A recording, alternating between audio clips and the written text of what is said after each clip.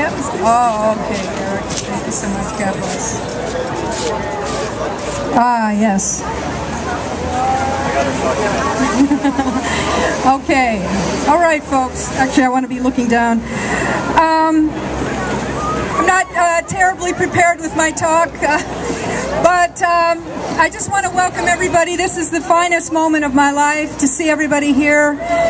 This is the start of something big, and I want to remind everybody this is a non-commercial First Amendment event. So I don't think people understand what that even means. And this is a non-commercial event. And that means no logos, that means no commercial activity, nobody's selling anything, they can sell books, and we're in public space. I'm not sure people understand what public space is anymore either. So it's a First Amendment event. And I'm not sure people even know what the First Amendment is. So I'm going to read the First Amendment. How's that? I'm going to read the First Amendment because I definitely think we need to remember what the Founding Fathers, I know they were very imperfect, they were slaveholders and things like that, but they got it right on a few things. One of those things is the Bill of Rights. And the Bill of Rights is 10 amendments that follow the Constitution. They almost didn't put it in, you know, but they did put it in. And the first one, the very first of the Bill of Rights is the First Amendment. All right? And we're going to read it right now. I'm abridging it a bit because only what pertains to us today. Congress, remember Congress? They're really the cause of all of our problems, actually. They're the ones that are making the laws that are not good for us. Congress shall make no law abridging the freedom of speech or of the press or the right of the people peaceably to assemble and to petition the government for redress of grievances. Okay, so here we are exchanging ideas. We're not exchanging things. We're not exchanging money. It's all about our beliefs, which are more important and more precious than things any day, right? And the most important thing for us. So we're just talking about veganism here, why it's a good idea. Why it's a good idea. And I'm the author of 101 Reasons Why I'm a Vegetarian. Maybe you've heard of it. And I think I know a few things about why veganism is a good idea, and on the contrary, why eating animal-based foods is not a good idea. The First Amendment is there, along with a lot of other nice things in the Constitution and the Bill of Rights, because our Founding Fathers knew a few things about tyranny. Woo! Tyranny. We've got tyranny now in different forms. You know, we are slaves, it seems, to Facebook. We're slaves to vegan cupcakes. You know? What we're doing here is revolutionary and it's precious. And guess what? It's being taken away. It's being taken away, folks. I don't know if you know of this. How many people have heard of the National Defense Authorization Act? Say something. Raise your hand. See, not that many people. Not that many people. Because the media didn't cover it. Hey, guess what? The media didn't cover it. They forgot to talk about National Defense Authorization Act. NDAA. NDAA. Let's Google it. NDAA. Google it. Find out about it. Because President Obama signed away the Bill of Rights in one evening. Guess what day that was? December 31st, 2011. December 31st, 2011.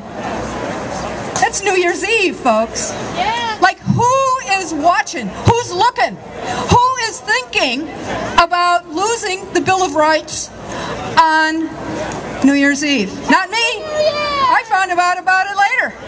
But Obama signed it away, and our Congress, they voted it away. Happy New Year! So, speaking of grievances, I've got a few. I got a few, government. Hello, government. I have grievances. I need redress of grievances. Okay, folks? I've got a headache. I've got this headache, folks, for 20 years. Since I became a vegan 20 years ago, I got this splitting, horrible headache, and I still have it, and I want it to go away. This is the metaphor, people. Amen. It's the meat industry. Woo! It's giving me one friggin' headache. Headache! I know a few things about this. I wrote 101 Reasons Why I'm a Vegetarian. So I don't even like to put the word industry next to the word meat. Meat industry. I consider industry to be a good thing. No, we're talking about meat mongers. We're talking about meat mongers. Not the meat industry, but okay, we'll just use that term. So, one of my headaches, $20 billion given to grain farmers, which is an outright subsidy to the meat industry. $20 billion every year out of your taxpayer dollars goes to commodity grain farmers, which goes right into the pockets, into the hands of meat mongers, and it allows them to more cheaply produce their food, so we have more of it in the grocery stores. There are no laws. That's one of my headaches. That's one of my headaches, people. Here's another one of my headaches. There are no laws to protect animals raised for food.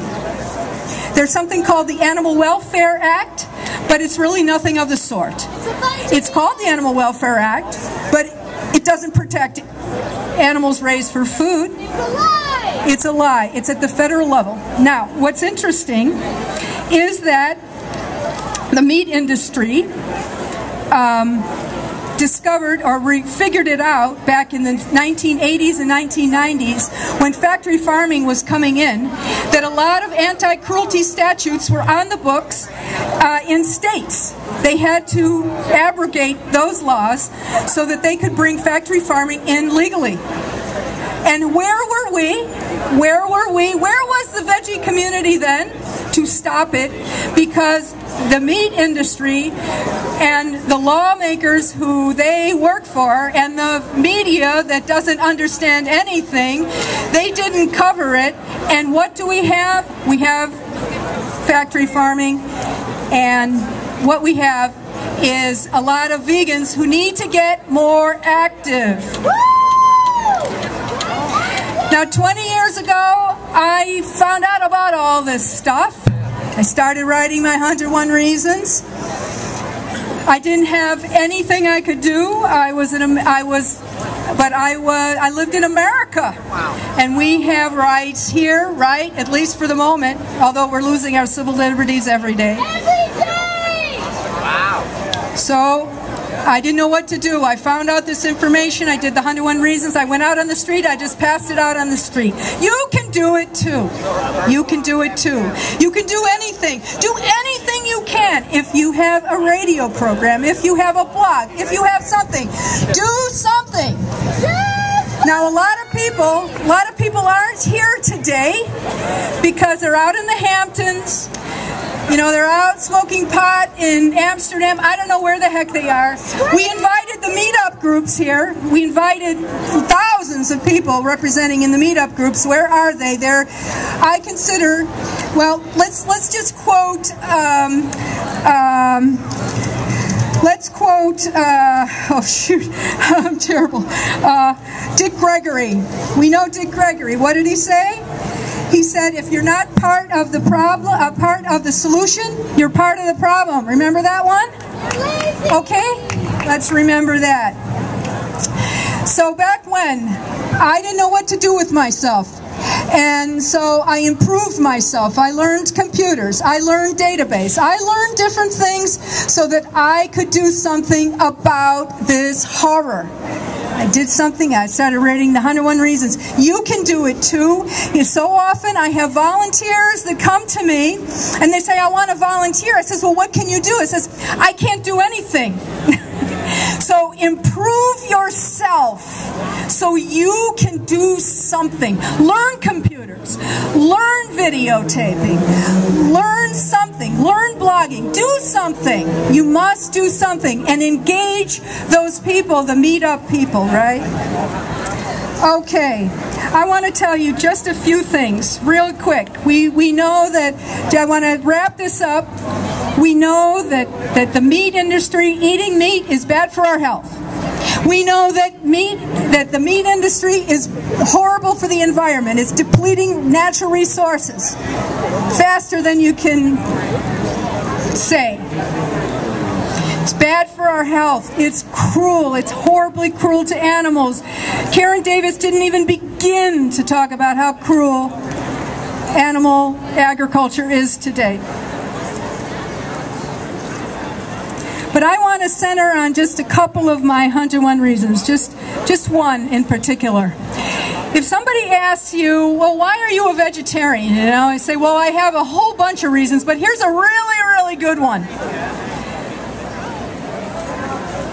If you talk to somebody and they say, you say, if you're eating turkeys, if you're eating dairy products, or if you're eating pork, then somebody had to have sex with an animal so that could happen.